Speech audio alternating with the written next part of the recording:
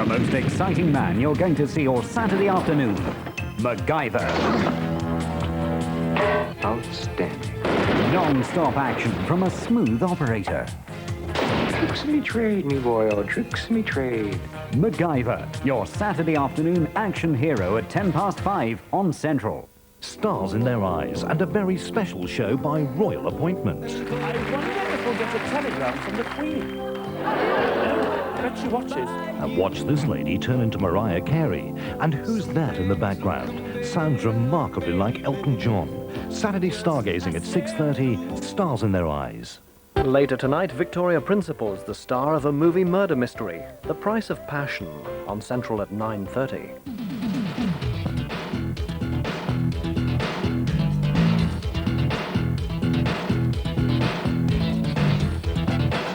Steve Priestley here with Movies. The latest news on movies, games and videos. Coming up, 2 new games based on films. Mowgli makes his mark in Jungle Book. And there's strangers aboard in Alien 3. Stone Age cartoons and canine comedy on video. Our roundup of movies you can see this weekend, including extraterrestrial terror in the new film, Fire in the Sky. Plus, Sylvester Stallone in Cliffhanger. We won't let you down on movies. First up, the movies you can see this weekend in our roundup of films at the movies now. The ant's saliva must have gotten into Bill's bloodstream and gone straight to his brain, just as the radiation, which is measured in units called Roentgens, was released. And that's how he became a... Mant. Matinee starts at the pictures this weekend. The master of movie horror exterminates you with Mant. The story of Mant is based on scientific fact, on theories that have appeared in national magazines. It stars John Goodman as a filmmaker out to give people a shock. Some of it's stage lighting, some of it's magic show stuff, but the big studios, none of them have anything like it. You never, ever turn one above 6. This is it! You see what he's putting back? The showmanship. The bombs are falling! You think this is some kind of picnic for me? I'm still concerned about that bomb thing. A little question of taste? No, but your younger patrons, you could have some seat wetness.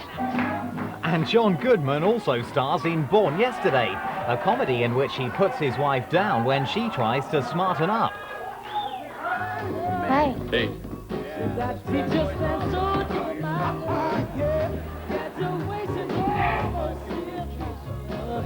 Still trying to read this book? Mm-hmm.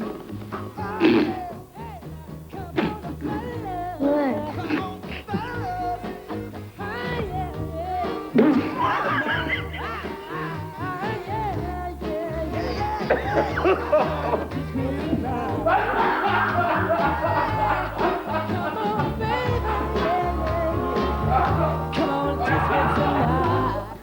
There's no laughing matter in Untamed Heart. Christian Slater plays a guy very serious about his relationship, even if a little shy. Adam, what are you doing out here? When did you get here? 10? 10? That was almost 2 hours ago. You'd rather be out here with my cat than inside with with a room full of strangers and relatives.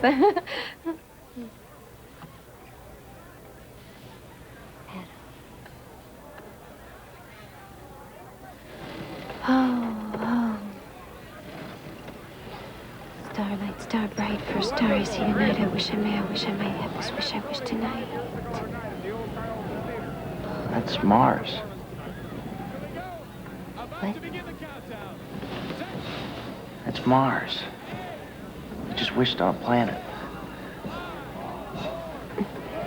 Figures.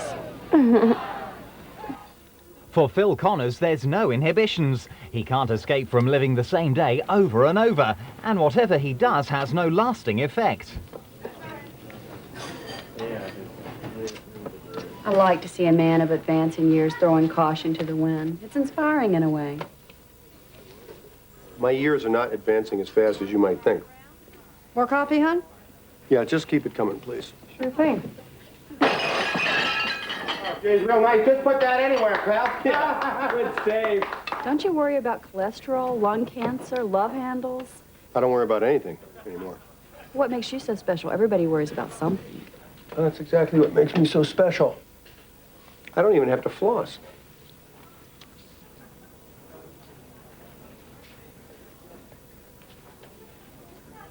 Oh. What? Ash finds something mighty strange has happened to him in the sci-fi horror comedy Army of Darkness. He's from the 20th century, but's been brought back in time to the Dark Ages. There is an evil awakened in this land. And while my people fight for their very souls against it, you, Henry the Red, wage war on us. Charlatan! No! It was you who first turned your swords on us. And this evil has befallen my people as well. Your people are no better than the foul corruption that lies in the bowels of that pit. Right, you're no better. May God have mercy upon your souls.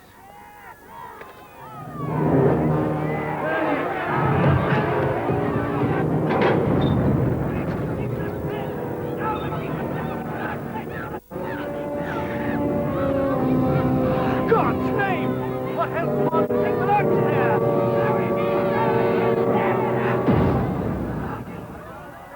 Into the pit with those bloodthirsty sons of war! No! No! No! Three ninja kids have more success at escaping from the villains and have a kicking good time to boot.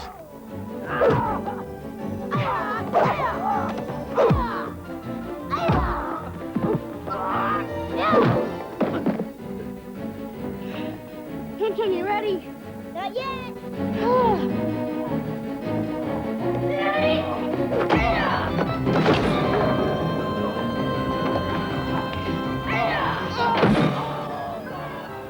Battles of the will are being fought in Cop and a Half. Devon Butler has witnessed a crime, and he wants to use that fact to his greatest advantage. Devon, sweetie, why don't you just go ahead and give us that plate number, and then we can all go home. Okay. Make me a cop. Why do you want to be a cop? Look at this guy. Bad back, bad marriage, bad attitude. Son, does that sound like any kind of life for anybody? But if you were a cop, people don't sass you.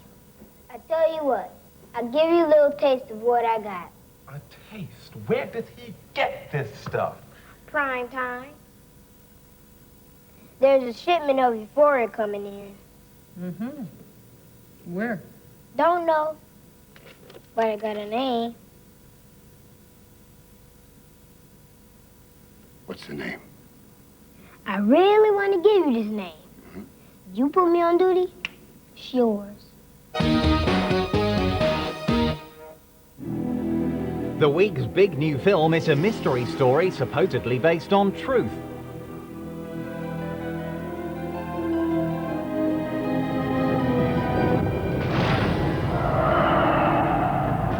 Stop, Mike! Stop the truck! One night, 18 years ago, a strange fire in the sky was spotted by a group of loggers. Travis!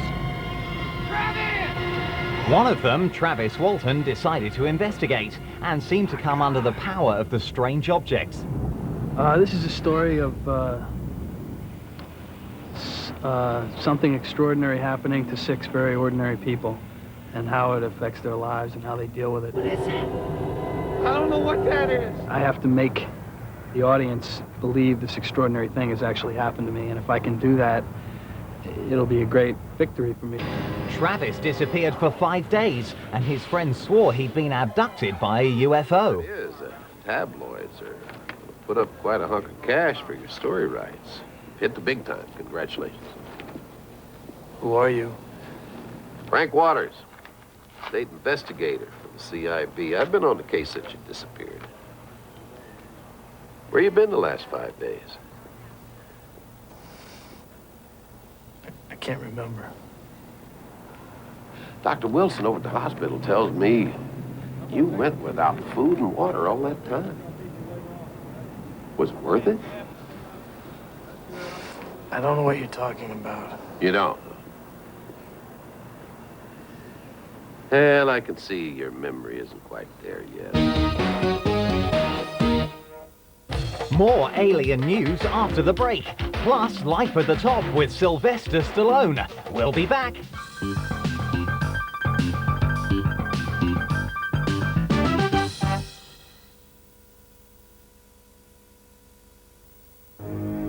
This man is looking out for people having their first taste of new Twix ice cream.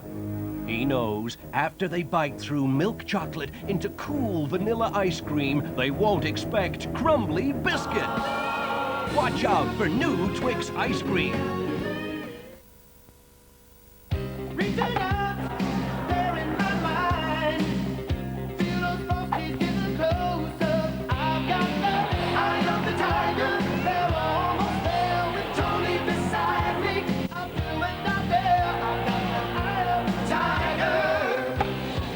Kellogg's Frosties. They're great! When you've hit a home run, there's nothing like the great taste of Frosties as part of your nutritious breakfast. In tomorrow's Sunday Mirror, get a fantastic free Jurassic Park poster featuring these fabulous dinosaurs. Don't miss tomorrow's monster Sunday Mirror. Welcome back to Movies.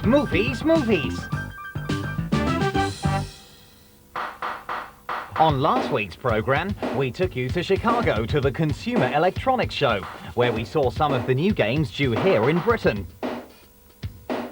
This week, we take an exclusive look at some more games due in the UK in the next few months.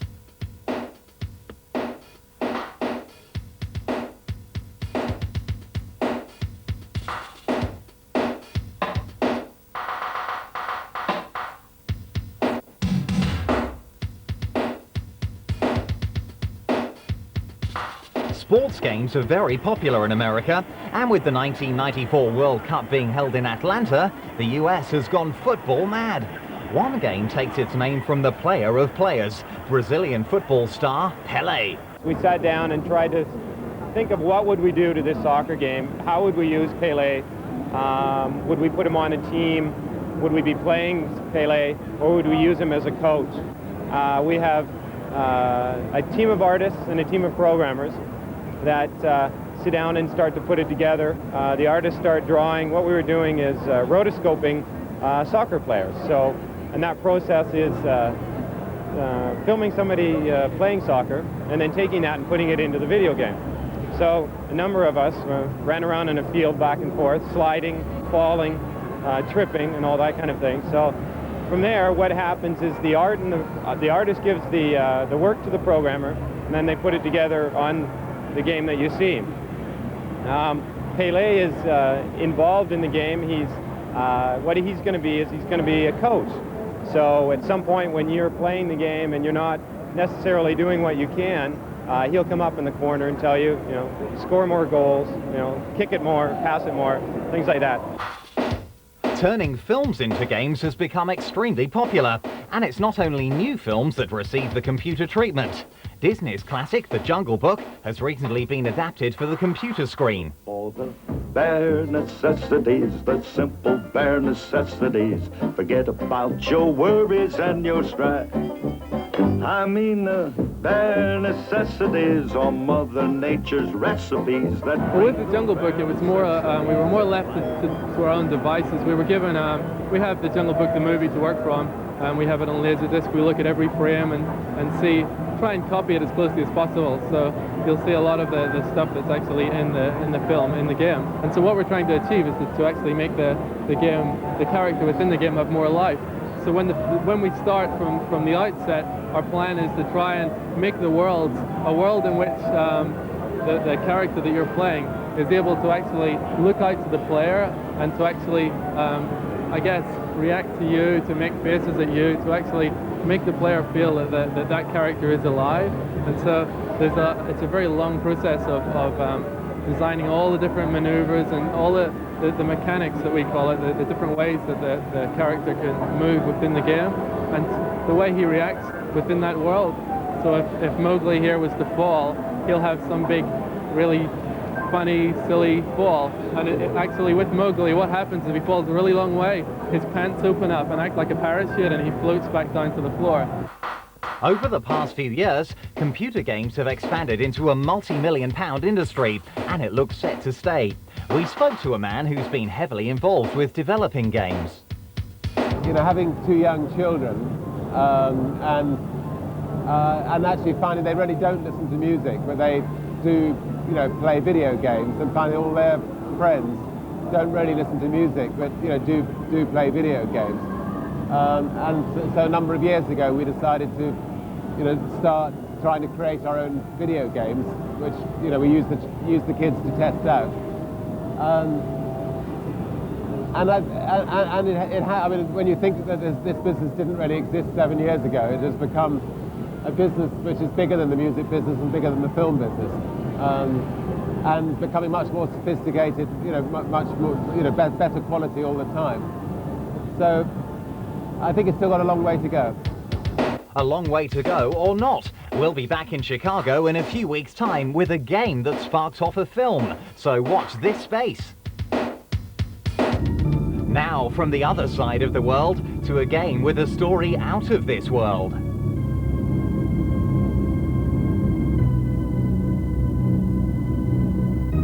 And this one was also based on a film.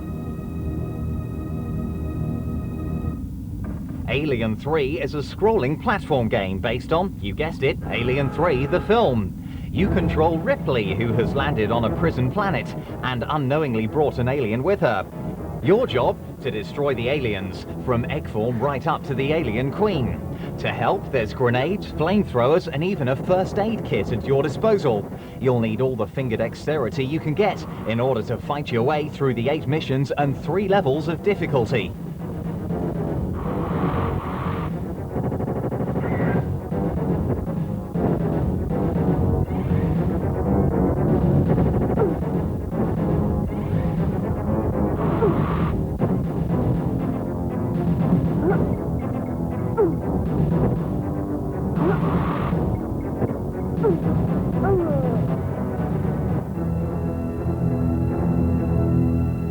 Game over, man. Wilbur? Betty? Movies into games and games into movies. Word is that now a cartoon is to be turned into a film. The Flintstones first set foot on Stone Age ground around 30 years ago when they made their television debut. They've just come out on video, there's a game, and now there's work in progress on the Flintstone movie. Rumour has it that John Goodman, who you saw earlier in Matinee and Born Yesterday, is up for the lead role of Fred.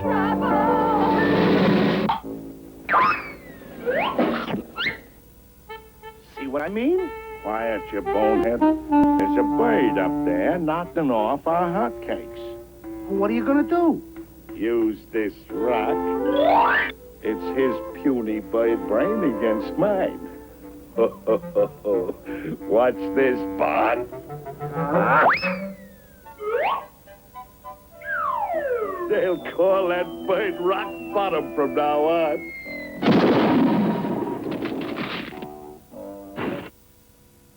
Coming up shortly, Sylvester Stallone sees it's a long way down in his new movie, Cliffhanger.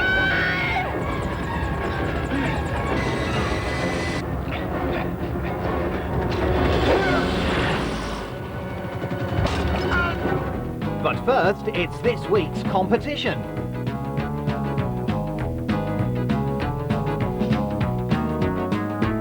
Today's first prize is a cinema pass, which means the winner and a friend can go see movies at their local Odeon cinema free for a whole year. We've also 5 runners-up prize packages of Fire in the Sky Lumberjack shirts, soundtrack CD, and UFO books. So here's the question. There have been 5 Rocky films. Who became an international hot hit as superhero boxer Rocky?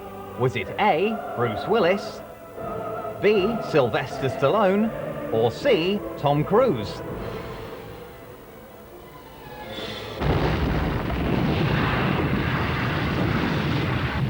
If you think you know who made their name as Rocky, phone 0839 44 44 99 with your answer. Winners will be picked at random from all correct entries. Call should cost 20p cheap rate and about 25p at other times. Remember, always get permission from whoever pays the phone bill before you call. The competition hotline will be open till midnight on Monday, and we'll put up the number again at the end of the show. Starting next week, a film set 13,000 feet above sea level and in freezing conditions. Cliffhanger. It stars Sylvester Stallone, the man who first made his name as Rocky Balboa in the Rocky movies. Since then, he's become synonymous with action-adventures. Get the horn, this is no time I'm going for! And true to form in Cliffhanger, he can be seen in some hair-raising stunts. He plays a mountain climber who loses his nerve when something goes badly wrong. Sorry, Gabe, you're almost there. Janine Turner, and I play the character of Jessie. She's a mountain ranger, and she climbs mountains, but also she's a helicopter pilot. And she's the love interest of Sylvester Stallone, as I call him here. After the accident, Gabe comes back for Jesse and tries to reclaim his confidence. But first, he has to overcome some odds. John Lithgow, and I play Quaylen. He's about the baddest of the bad guys. He's the leader of the bad guys. You know what love is, Crystal? No.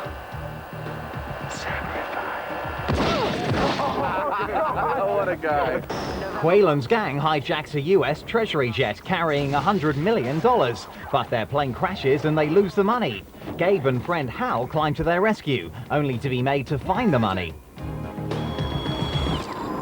Okay, pictures up. Rolling and stop. To get the best effects, Sylvester Stallone worked with some of the world's best mountain climbers, stunt experts, and a director with experience of action-adventure, Rennie Harlin, director of Die Hard 2.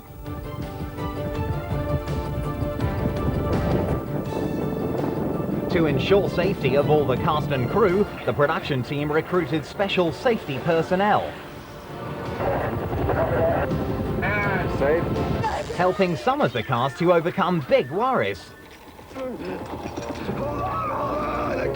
What makes it so hard is, first of all, I don't like heights. Big problem when you're doing a mountain movie called Cliffhanger. I despise them, you know, to the very core of my being. But the character can't, so you literally have to psych yourself out and say, look, you are not you. When you signed on to do this, you have to be somewhat schizoid. So when we get up to the heights, after an hour or so, I find myself going out to the edge, hanging one foot over the edge, and I'm saying, I'm not afraid of this. Through the character, the minute he yells cut, I go, yo! Are you crazy? The people in the audience say, you know, is that real? Is that, I mean, could it be? Nah. Yes. All right, the legend's too far. Take this rope and pull it apart and tie it together. We're gonna rappel down. This rope is 60 years old. Will it hold? Don't think so. Oh, bad answer.